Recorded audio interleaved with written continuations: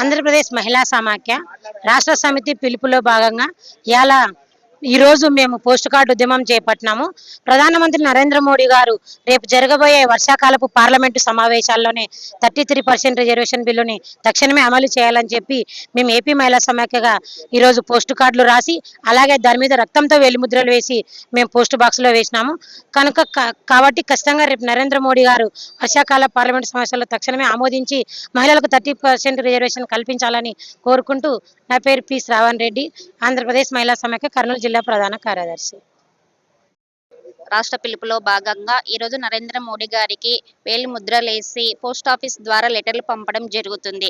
33 reservation అమలు చేస్తామని చెప్పేసి ఈనాటి వరకు అమలు చేయకుండా ఏ ఆడవాళ్ళని కించపరిచే విధంగా ఎక్కడ చూసిన మహిళలని 33 రిజర్వేషన్ వెంటనే అమలు చేసి ఎక్కడ వాళ్ళ ప్రభుత్వానికి కించపరిచే విధంగా జరుగుతుందని చెప్పేసి ఈ రోజు రాష్ట్రంలో మహిళలకి అన్యాయం జరుగుతున్న చూసి చూడనట్టు పట్టించుకోవడం లేదు.